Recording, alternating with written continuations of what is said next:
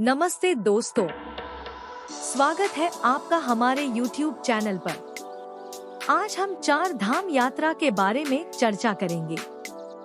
इस वीडियो में हम 4 धाम यात्रा के पैकेज और पंजीकरण के बारे में बात करेंगे जो 2024 में आयोजित हो रही है। उत्तराखंड के 4 धाम गंगोत्री, यमुनोत्री, केदारनाथ धाम और बद्रीनाथ धाम कहते हैं। इन चारों धाम की यात्रा करने से मनुष्य को मोक्ष की प्राप्ति होती है और अपने जीवन काल में सभी मनुष्यों को एक बार उत्तराखंड की 4 धाम की यात्रा जरूर करनी चाहिए। हर साल लाखों भक्त चारों धाम की यात्रा पर जाते हैं, लेकिन सही जानकारी न होने की वजह से उनका खर्च भी ज्यादा आता है और वह परेशान भी हो जाते हैं। इसीलिए आज की इस वीडियो में हम आपको बताने वाले हैं कि कैसे आप उत्तराखंड के 4 धाम की यात्रा बहुत आसानी से कर सकते हैं। 4 धाम की यात्रा में कितना खर्च आता है, आखिर 2024 में कब से शुरू होगी 4 धाम की यात्रा, आपको 4 धाम की यात्रा कब करनी चाहिए, सबसे अच्छा समय कौन सा होता है, 4 धाम की यात्रा पर जाने के लिए कितने दिन का समय लगता है। 4 धाम की यात्रा में अगर आप बाई बस यात्रा करना चाहते हैं तो कैसे करेंगे, अगर आप बाई कार अपनी यात्रा करना चाहते हैं तो कैसे करेंगे। 4 धाम की यात्रा में आपको कौन कौन सी जगह पर नाइट स्टे करना पड़ेगा, इसके अलावा कैसे आपका रजिस्ट्रेशन होगा। 4 धाम की यात्रा के लिए आपको अपना रजिस्ट्रेशन कराना पड़ता है। 4 धाम की यात्रा पर जाना चाहते तो आपको अपने साथ कौन कौन सा सामान रखना चाहिए, क्योंकि 4 धाम की यात्रा काफी फेमस यात्रा है और 4 धाम की यात्रा मात्र 6 महीने चलती है। इसीलिए 4 धाम की यात्रा पर भीड़ भी बहुत ज्यादा देखने को मिलती है। इसीलिए वीडियो को आखिर तक देखिएगा, क्योंकि एक एक जानकारी आपके बहुत काम आने वाली है। अगर आपको कोई सवाल है 4 धाम यात्रा से जुड़ा हो तो कमेंट में कमेंट कर सकते हैं, आपको तुरंत ही जवाब दिया जाएगा। और जिन लोगों ने अभी तक हमारे चैनल को सब्सक्राइब नहीं किया तो हमारे चैनल को सब्सक्राइब कर दे, बेल आइकन को प्रेस कर दे, क्योंकि हमारे चैनल पर ऐसे ही यात्रा से जुड़े हुए इन्फॉर्मेटिव वीडियो बराबर अपलोड होते रहेंगे। तो दोस्तों, वीडियो को शुरू करते हैं। सबसे पहले बात कर लेते हैं, आखिर कब से शुरू होगी 2024 में चारों धाम की यात्रा और आपको चारों धाम की यात्रा पर कब जाना चाहिए।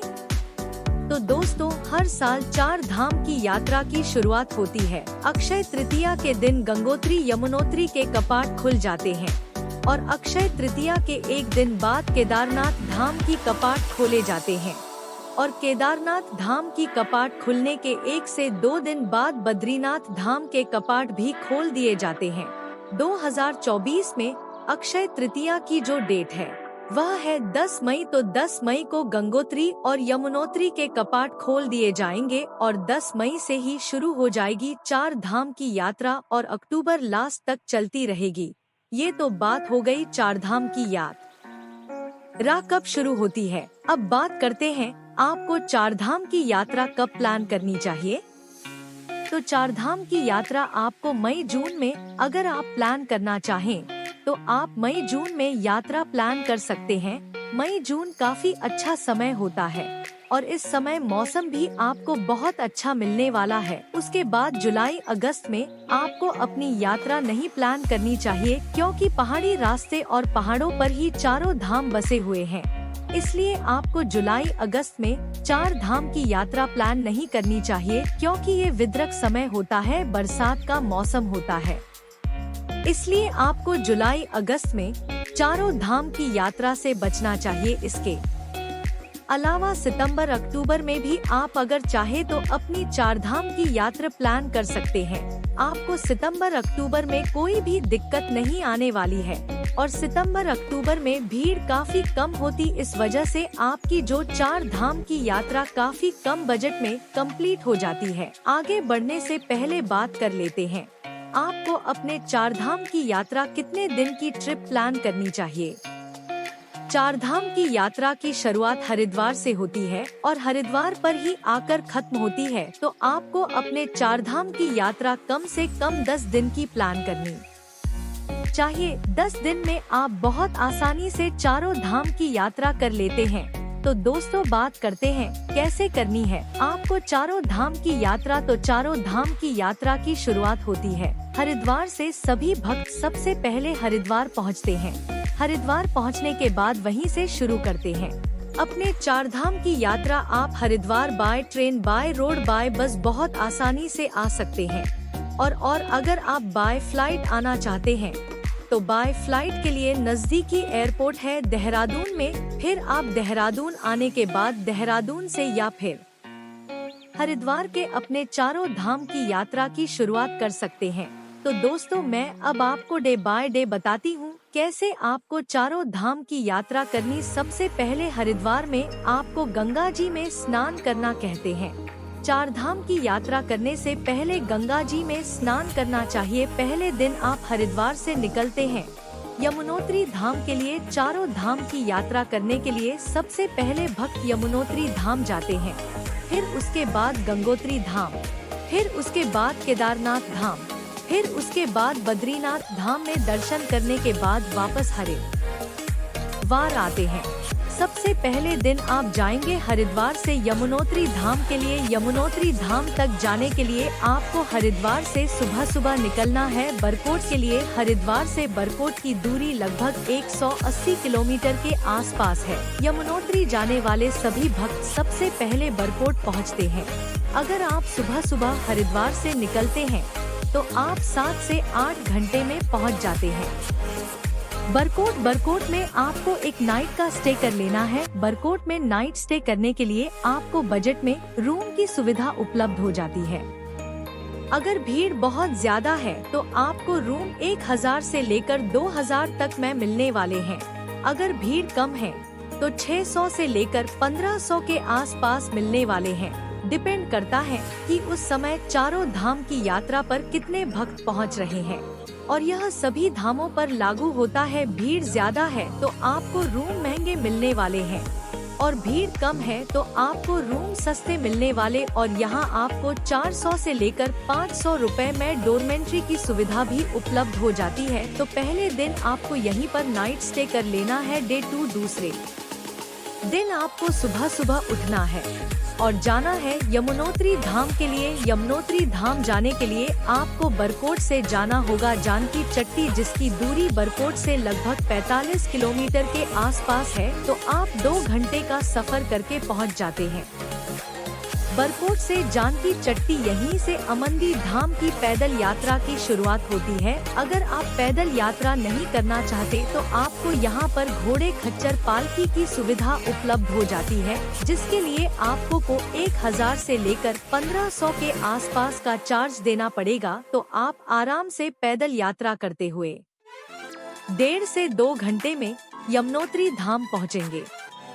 यहाँ पर आपको यमुनोत्री माता मंदिर में दर्शन करने, यहीं से यमुनोत्री नदी का उद्गम स्थान भी है। यहाँ पर दर्शन करने के बाद वापस आपको नीचे आ जाना है जानकी चट्टी और फिर जानकी चट्टी से वापस आ जाना है बरकोट। दूसरी नाइट का जो स्टे है वो भी आपको बरकोट में ही कर लेना है। बरकोट में आपको खाने पीने के लिए भी कोई दिक्कत नहीं होने वाली। यहाँ पे छोटे छोटे होटल रेस्टोरेंट बने हुए हैं जहाँ आप 150 से लेकर 200 रुपए तक में भरपेट खाना खा सकते हैं। डे 3 तीसरे दिन सुबह आपको जाना है बरकोट। बरकोट से उत्तरकाशी की दूरी लगभग 100 किलोमीटर के आसपास है। तो आप 4 से 5 घंटे में पहुंच जाएंगे उत्तरकाशी। तीसरे दिन आपको उत्तरकाशी में नाइट स्टे करना है। उत्तरकाशी में नाइट स्टे करने के लिए आपको बहुत सारे गेस्ट हाउस, धर्मशाला और आश्रम मिल जाएंगे। यहाँ पे भी आपको 800 से लेकर 1500 सुविधा बहुत आसानी उपलब्ध हो जाएगी। इसके अलावा 300 से लेकर 400 रुपए में डोरमेट्री की सुविधा भी आपको उत्तरकाशी में उपलब्ध हो जाती। तो आप कम बजट में भी नाइट स्टे कर सकते हैं। और उत्तर काशी में आपको कई जगह दर्शनिक स्थान है जहां जाकर भी आपको विजिट कर लेना है, जिनमें से एक है काशी सनातन मंदिर, जो कि काफी प्राचीन मंदिर है। उत्तर काशी का तीसरे दिन का आपका नाइट स्टे उत्तर काशी में होगा। डे 4 चौथे दिन आपको सुबह सुबह उठना है, नाश्ता करना है। खाने पीने की बात करें तो उत्तरकाशी में आपको खाने पीने की कोई भी दिक्कत नहीं होने वाली है, क्योंकि उत्तरकाशी काफी बड़ा शहर है। आपको सुबह सुबह उठना है, नाश्ता करना है, फिर वहां से निकलना है गंगोत्री धाम के लिए। उत्तरकाशी से गंगोत्री धाम की दूरी लगभग 90 किलोमीटर के आसपास के है। आप सुबह सुबह निकलेंगे, गुप्तकाशी से पहुंचेंगे गंगोत्री धाम। गंगोत्री धाम में आपको कहीं भी ट्रैकिंग नहीं करनी पड़ती है। मंदिर के 1 किलोमीटर पहले तक गाड़ी आ जाती है। आपको जाकर गंगोत्री धाम में दर्शन कर लेना है। 1-1.5 घंटे में बहुत अच्छे से आप पूरा गंगोत्री धाम एक्सप्लोर कर लेते हैं। फिर उसी दिन वापस आप जाते हैं गुप्तकाशी। चौथी रात का जो नाइट स्टे वह भी आपको गुप्तकाशी में ही करना पड़ता है। बहुत से लोग होते हैं जो तीसरे दिन ही बरकोट से निकलने के बाद सीधे गंगोत्री में ही नाइट स्टे करते हैं, फिर गंगोत्री धाम में रुकने के बाद वहां पे दर्शन करते हैं। लेकिन ऐसा आप तब कर सकते हैं जब आप अपनी कार या बाइक से अपनी 4 धाम की यात्रा प्लान कर रहे हो, और अगर आप प्राइवेट टैक्सी या बस से अपने 4 धाम की यात्रा कर रहे हैं तो आपको तीसरे नाइट कस्ट और चौथे नाइट स्टे उत्तरकाशी में ही करना पड़ेगा। आगे वीडियो में मैं आपको यह भी बताऊंगी कैसे आप प्राइवेट टैक्सी या बस से 4 धाम की यात्रा कर सकते हैं और इसमें कितना खर्च आता है। इसीलिए वीडियो पे कंटिन्यू बने रहिए। पहले मैं आपको डे बाय डे समझा दूं कैसे आपको 4 धाम की यात्रा करनी है। डे 5 अब बात करते हैं। 5वें दिन की जर्नी आपकी 4 धाम यात्रा की सबसे लंबी जर्नी होने वाली है, क्योंकि इस दिन आपको निकलना होता है देवों को देव महादेव के द्वार केदारनाथ धाम के लिए। केदारनाथ धाम पहुंचने के लिए सबसे पहले आपको पहुंचना होगा सोनप्रयाग। उत्तरकाशी से सोनप्रयाग की दूरी लगभग 225 किलोमीटर के आसपास की है। 5वें दिन का सफर 8 से 10 घंटे का होने वाला है, क्योंकि रास्ता है जो पहाड़ी, इसलिए बहुत ज्यादा समय लगता है।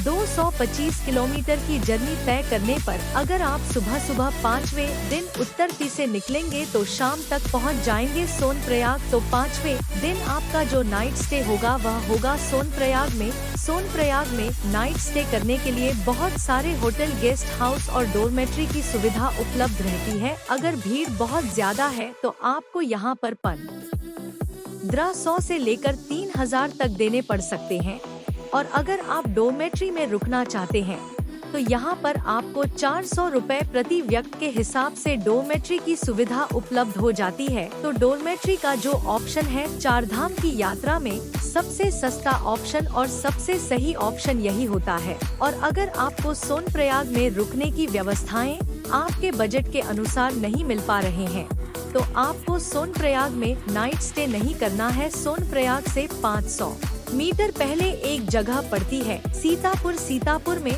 आपको बहुत आराम से 800 से लेकर 1000 में रूम की सुविधा उपलब्ध हो जाती है। सोनप्रयाग केदारनाथ यात्रा का सबसे लास्ट पॉइंट है, इसीलिए अधिकतम भीड़ यहाँ पर देखी जाती है, और इसीलिए यहाँ पर रूम वगैरह के जो चार्जेस होते हैं काफी महंगे होते हैं। इसीलिए सोनप्रयाग में नाइट स्टे ना करके आप सीतापुर में भी या फिर उससे पहले रामपुर में भी नाइट स्टे कर सकते हैं।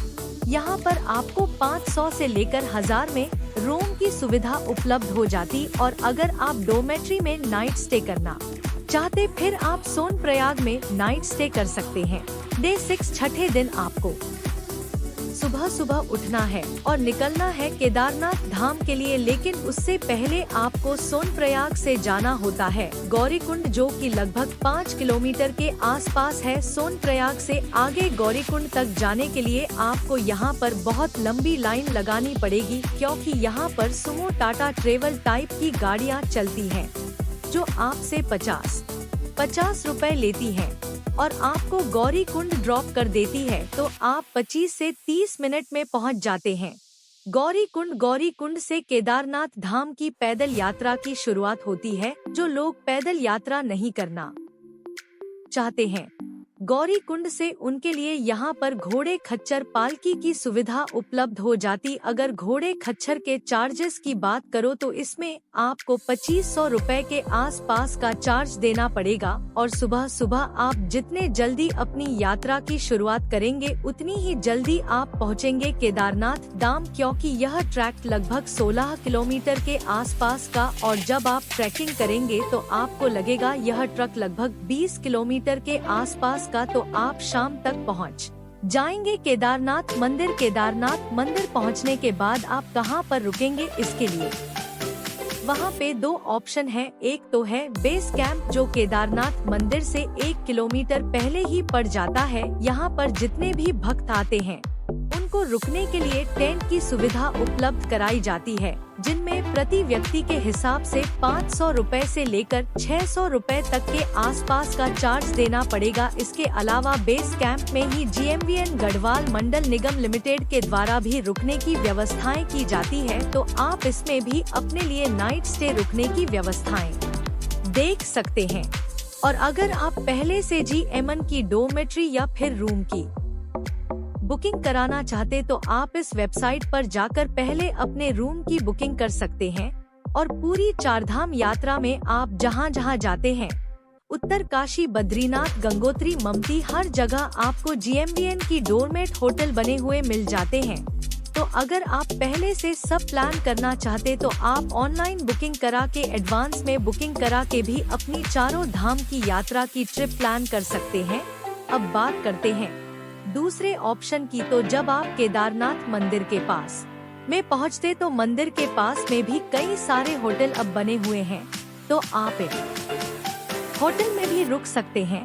कई सारी धर्मशाला बनी, आप इन धर्मशाला में भी रुक सकते हैं। यहाँ पे चार्जेस की बात करें तो आप अगर जाते हैं उसमें भीड़ बहुत ज्यादा होती तो आपको 2000 से लेके 5000 में भी रूम की सुविधा उपलब्ध हो जाती है। ये डिपेंड करता है कि उस समय मंदिर के पास में भीड़ कितनी है। तो दोस्तों, छठे दिन आप शाम तक पहुंच जाएंगे केदारनाथ। केदारनाथ मंदिर में शाम के समय आरती होती है, आपको शाम के समय आरती में सम्मिलित होना है। अगर दर्शन चालू हो तो जाके आपको दर्शन कर लेने और आपने जहाँ पे रूम लिया है वहाँ आके आपको एक नाइट का स्टे कर लेना है। डे 7 7वें दिन आपको उठना है, सुबह सुबह फ्रेश होना है और फिर से एक बार जाकर केदारनाथ मंदिर में लाइन लगना। भीड़ बहुत ज्यादा होती तो 1 से 1.5 घंटे में आपका नंबर आ जाएगा दर्शन में। तो आपको को बाबा केदारनाथ के दर्शन करने के बाद आपको केदारनाथ मंदिर के पीछे भीमशिला है, भीमशिला के जाकर भी दर्शन कर लेने हैं। कहते हैं 2013 में जब बाढ़ आई थी तो इसी भीमशिला की वजह से केदारनाथ मंदिर में कोई भी नुकसान नहीं हो पाया था, इसीलिए इस शिला के जाकर भी आपको दर्शन कर लेने हैं। शिला के दर्शन करने के बाद 1 किलोमीटर की ट्रैकिंग करने के बाद आपको जाना है भैरव बाबा मंदिर। अगर आप भैरव बाबा मंदिर जाना चाहते हो तो भैरव बाबा मंदिर जाकर भी आपको विजिट कर लेना है और उसके बाद शाम तक आपको वापस आ जाना है सोनप्रयाग। 7वीं नाइट का स्टे भी आपको सोनप्रयाग में करना है।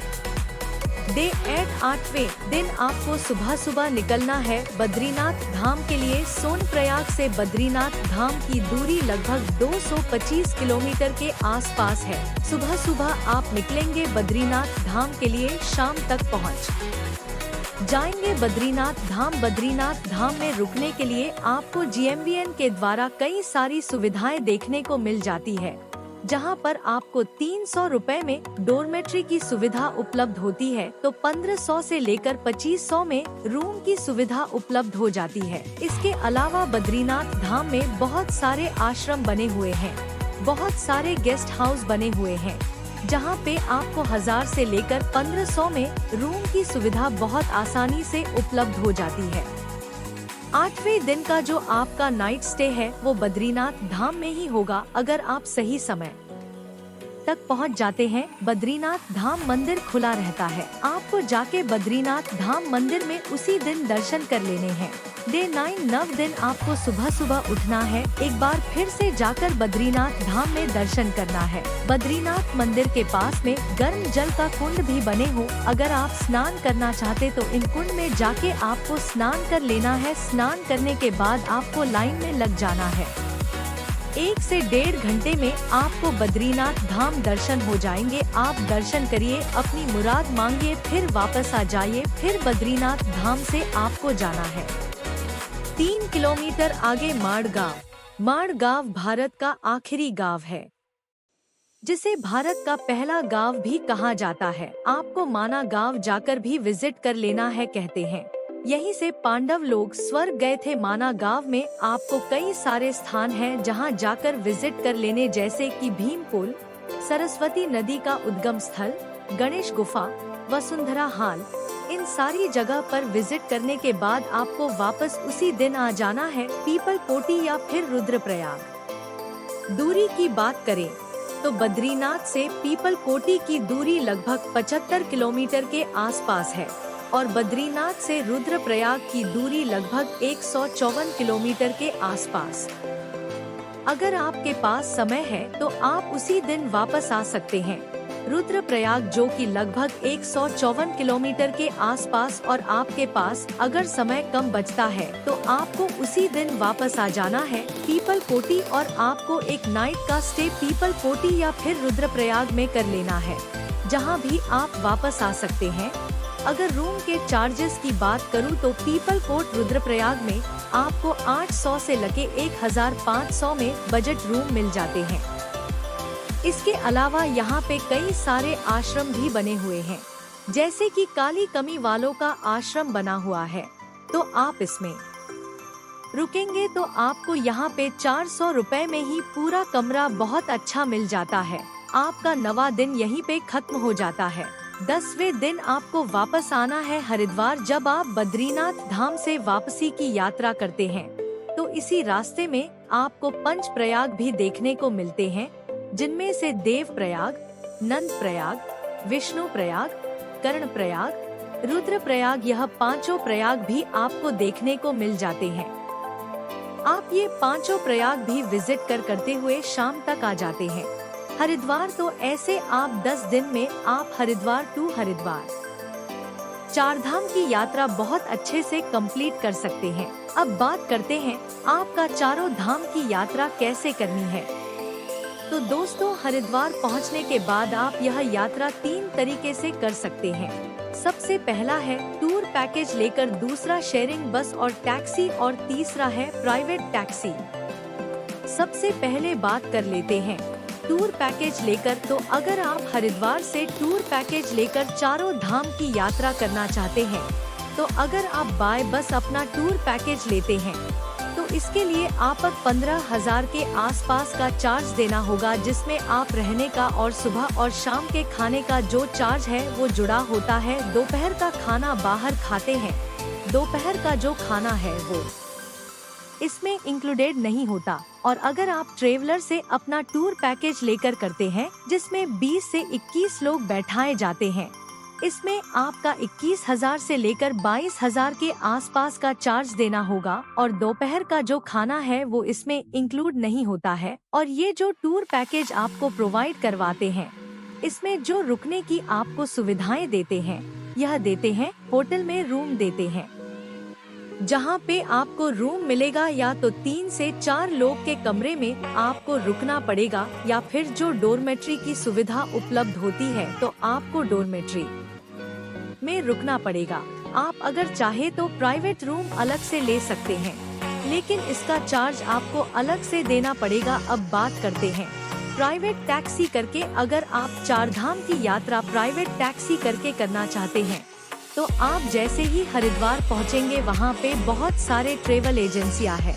यहां से 5 सीटर और 7 सीटर कार की बुकिंग कर सकते। अगर आप 4 लोग हैं तो फिर आपको 5 सीटर कार बुक करनी है, और अगर आप 6 लोग हैं तो फिर आपको 7 सीटर कार की बुकिंग करनी चाहिए। अगर चार्ज की बात करें तो आपको यहाँ पर 5 सीटर के लिए 3,500 से लेकर 4,000 के आसपास का पर डे के हिसाब से चार्ज देना होगा। मतलब अगर आप 10 दिन की अपनी प्राइवेट टैक्सी की बुकिंग कराते हैं उसमें आपका 35,000 तक का खर्च आएगा। इसके अलावा जहां पर भी आप रूम और खाने पीने का खर्च अलग होगा। अब बात करते हैं शेयरिंग से। तो जब आप हरिद्वार पहुंचते हैं तो आपको एक स्थान से दूसरे स्थान तक जाने के लिए बस की सुविधा उपलब्ध हो जाती है और कहीं कहीं पर आपको बस की सुविधा उपलब्ध नहीं होती तो वहां पर आपको सुमो सफारी लोकल गाड़ियां चलती है।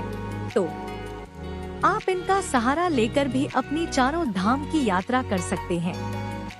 लेकिन जब आप ऐसा करके अपने 4 धाम की यात्रा करते हैं तो यात्रा में आपको पैसा तो कम देना पड़ता है, लेकिन आप इस यात्रा में परेशान भी बहुत हो जाते हैं। इसलिए मैं सजेशन दूंगा, अगर आप चारों धाम की यात्रा करते हैं तो फिर आप बाय बस या फिर बाय ट्रेवलर हरिद्वार पहुंचने के बाद अपने चारों धाम यात्रा के टूर पैकेज ले लें, जिसमें आपका समय भी बचेगा और आपको कहीं भी किसी प्रकार की समस्या भी नहीं होगी और ना ही आपको बार बार हर जगह पहुंचने के बाद रूम खोजना पड़ेगा या फिर बार्गेनिंग करनी पड़ेगी। आप इन सारी चीजों से बच जाते हैं।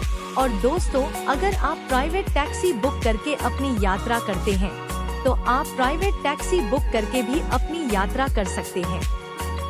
यह यात्रा भी अगर आप 4 लोग मिलकर अपनी टूर प्लानिंग करते हैं तो फिर आपको कम बजट में 4 धाम की यात्रा हो जाएगी, क्योंकि 35,000 के आसपास प्राइवेट टैक्सी की बुकिंग हो जाती है।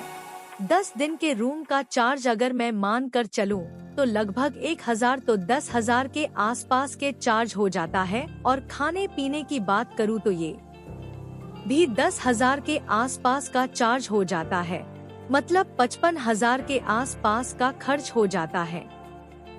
चारों धाम की यात्रा का यात्रा में अगर आप हाइट सीटर कार करके अपनी यात्रा करते हैं, मतलब अगर मैं एक पर्सन का निकाल के चलूं तो लगभग 13,500, तो मैं ये मान के चलता हूं कि 15,000 रुपए में आप 5 सीटर कार करके भी 4 लोग का ग्रुप बहुत अच्छे से अपनी 4 धाम की यात्रा कर सकते हैं।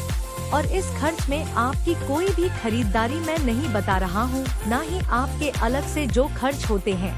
मैं बता रहा हूँ सिर्फ रहने का, खाने का, आने और जाने का ही खर्च होने वाला है। इसके अलावा आप जितनी भी खरीदारी करते हैं और कुछ आप घूमते हैं तो आपके खर्च में ये सारे खर्च जुड़ते चले जाएंगे। अब दोस्तों, बात करते हैं 4 धाम की यात्रा पर जाने से पहले आपका रजिस्ट्रेशन कैसे होगा। तो दोस्तों, यात्रा का रजिस्ट्रेशन आप ऑफलाइन और ऑनलाइन दोनों तरीके से कर सकते हैं।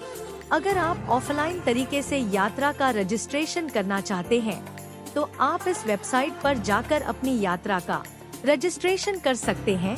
पर अगर आप ऑफलाइन तरीके से अपनी यात्रा का रजिस्ट्रेशन करना चाहते तो आप हरिद्वार और ऋषिकेश पहुंचने के बाद भी अपनी यात्रा का रजिस्ट्रेशन कर सकते हैं, क्योंकि बहुत से लोग ऋषिकेश पहुंचने के बाद भी अपनी 4 धाम यात्रा की शुरुआत करते हैं। अगर आप टूर पैकेज लेकर अपनी यात्रा कर रहे हैं तो फिर टूर पैकेज वाले ही आपकी यात्रा का रजिस्ट्रेशन भी करा देते हैं। फिर आपको परेशान होने की जरूरत नहीं है। बस आपको अपने साथ अपना आधार कार्ड रखना अनिवार्य है। अब बात करते हैं आपको अपने साथ सामान क्या क्या लेकर जाना है। अगर आप 4 धाम की यात्रा पर जा रहे हैं तो आपको अपने साथ पर्याप्त मात्रा में वूलन कपड़े लेकर जाना है। रेनकोट और छाता जरूरी है। आपको अपनी यात्रा पर रेनकोट और छाता जरूर साथ रखना चाहिए, क्योंकि मौसम जो होता है पहाड़ों का कभी भी खराब हो जाता है, कहीं बरसात होने लगती। इसीलिए रेनकोट और छाता आपके पास जरूर होना चाहिए। और हो सके तो एक छोटी टॉर्च आपको रख लेनी अपने साथ। और जरूरी दवाइयाँ, जिसमें कि मोशन सिकनेस, जो कि बस में, कार में उल्टियाँ होती है, उसकी दवा आपको अपने साथ रख लेना है। इसके अलावा दर्द बुखार की भी दवाइयाँ आपको अपने साथ रख लेनी है। ये सारी तैयारियां करने के बाद कि आपको अपनी 4 धाम यात्रा की ट्रैवल प्लान करनी चाहिए। और आपको अपने साथ एक पावर बैंक भी रखना चाहिए, क्योंकि मोबाइल चार्जिंग की समस्या भी आपको देखने को मिलने वाली और कई जगह तो आपको नेटवर्क की प्रॉब्लम भी देखने को मिलने वाली है। दोस्तों अब आखिर में बात आती है आपकी चारधाम यात्रा में कितना खर्च आने वाला है। तो मैं पहले ही वीडियो में बता चुकी हूँ, लगभग 13,500 के आसपास के खर्च आने वाला है। अगर आप प्राइवेट टैक्सी करके ग्रुप में यात्रा करते हैं और अगर आप प्रति व्यक्ति के हिसाब से प्लान करते हैं तो आपका लगभग 15,000 के आसपास का चार्ज देना पड़े, और अगर आप ट्रेवलर से यात्रा करते हो उसके लिए आपको 21,000 के आसपास का प्रति व्यक्ति के हिसाब से चार्ज देना पड़ेगा। और यह जो खर्च होता है आपका रहने और खाने का, तो इसके अलावा अगर आपका जो खर्च है वो खर्च इसक में इंक्लूड होता चला जाएगा। और अगर आपका कोई सवाल है तो कमेंट में कमेंट कर सकते हैं, जिसका जवाब आपको तुरंत ही दिया जाएगा। और जिन लोगों ने अभी तक हमारे चैनल को सब्सक्राइब नहीं किया तो हमारे चैनल को सब्सक्राइब कर दो बेल आइकन को प्रेस कर दें, क्योंकि हम